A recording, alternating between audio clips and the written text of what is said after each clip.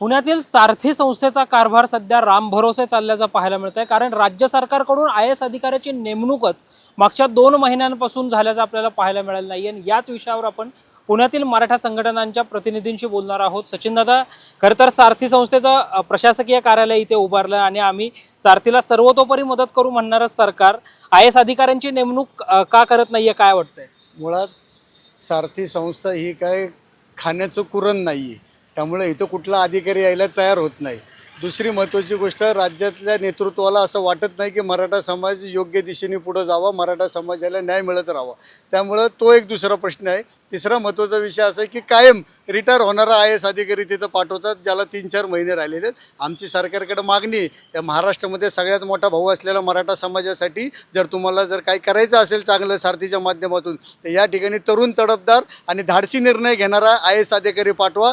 जो रिटायर झाला आहे, जो रिटायरमेंटला आला आहे, रिटायर झाल्यावर येणाऱ्या अधिकाऱ्याची जबाबदारी नसती, रिटायर होणाऱ्या अधिकाऱ्याला वाटतं की आता 2च महिने राहिले, 6च महिने राहिलेत, काय काम करायचं। त्यामुळे असले अधिकारी अजिबात पाठवू नका, आमचं त्यांना निवेदन आहे किंवा आमची मागणी आहे की या ठिकाणी चांगला अधिकारी जो सक्षम आहे, तरुण आहे, जो काम करू शकतो, अशा अधिकाऱ्याला पाठवा। कारण ह्याच्या आधी जे आलेले MD हे सगळेजण हे बिनकामाचे होते, कुठल्याही प्रगती नवीन काही धोरणं या ठिकाणी आखली गेलेली नाही आहेत। त्यामुळं कृपा करून रिटायर झालेला आणि रिटायर होणारा असा अधिकारी IAS अधिकारी या ठिकाणी त्यांनी सारथीसाठी पाठवू नये। अनेक विद्यार्थ्यांच्या शिष्यवृत्ती सुद्धा रखडल्याचं पाहायला मिळतंय। सरकार का असा निर्णय घेते? एकीकडे शक्तीपीठचा घाट घातला जातोय, दुसरीकडे मात्र आपल्याच विद्यार्थ्यांच्या परदेशी जाण्यासाठीच्या शिष्यवृत्ती ज्या आहेत त्या रखडवल्या जात आहेत। मुळात ह्या सगळा विषय जो आहे ते राज्य सरकार हे आर्थिक अडचणीत आहे आणि हे कुठंतरी समोर येऊ नये म्हणून अशा अधिकारी ज्या ठिकाणी पैशाचा आर्थिक व्यवहार आहे त्या ठिकाणी अधिकारी नेमायचे नाहीत,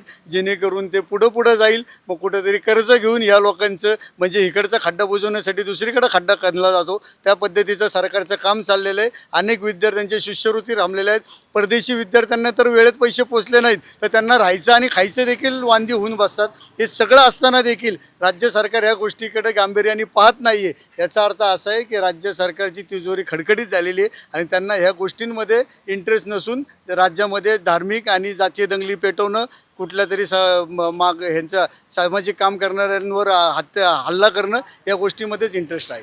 विद्यार्थ्यांच्या शिक्षणाचा मोठ्या प्रमाणावर या निमित्तानं प्रश्न निर्माण होतो। एक आंदोलक, एक चळवळीतले कार्यकर्ते, मराठा संघटनांचे पदाधिकारी म्हणून काय आवाहन कराल सरकार? आमच्या सरकारला एकच विनंती की सारथीसारखी संस्था आपणच चांगली उभी केलेली आहे। या सारथीमधनं अनेक विद्यार्थ्यांचं भविष्य घडलेलं आहे, अनेक IAS अधिकारी झालेत, अनेक MPSCचे अधिकारी झालेत, परदेशी शिष्यवृत्ती घेत आहेत।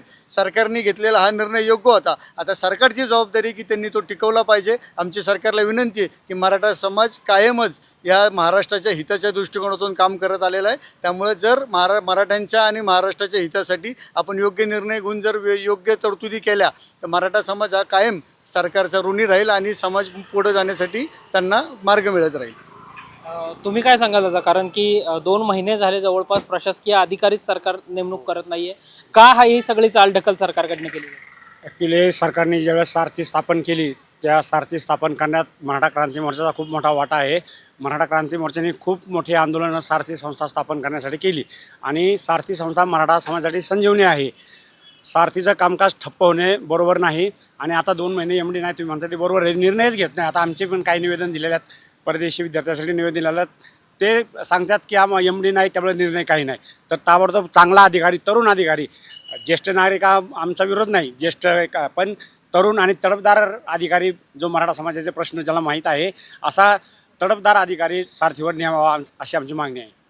निश्चितच तर केवळ सेवानिवृत्तीला आलेला अधिकारी की ज्याच्या टर्मचे पुढे 2 ते 3 महिने राहिलेले असतात, 4 महिने राहिलेले असतात, असा अधिकारी न देता तरुण आणि तडफदार अधिकारी जो चांगल्या पद्धतीने काम करून सारथीचे सगळे प्रश्न जे आहेत ते सोडवू शकतो, असा अधिकारी नेमावा अशी मागणी मराठा आंदोलकांकडून, मराठा संघटनांच्या पदाधिकाऱ्यांकडून जी आहे ती करण्यात आल्याचं पाहायला मिळतंय। कॅमेरा पर्सन निलेश लोहारसह संकेत देशपांडे, टॉप न्यूज मराठी, पुणे। घ्या परदेशात भरारी, तेही सर्वसामान्यांना परवडणारी। 1 रुपया भरा आणि थायलंडमध्ये फिरा। सचिन इंटरनॅशनल घेऊन आले आहेत जगातली सर्वात स्वस्त परदेश टूर। पूर्ण 5 दिवसांचं पॅकेज आता फक्त 32,999 रुपयांमध्ये. पॅकेजमध्ये विमान प्रवास, हॉटेल, ब्रेकफास्ट, ट्रान्सपोर्ट आणि प्रेक्षणीय स्थळे. सचिन इंटरनॅशनल 18 वर्षांपासून पर्यटन क्षेत्रातील एक विश्वसनीय नाव. सचिन इंटरनॅशनल सोबत मनसोक्त फिरा. संपर्क 7767989898.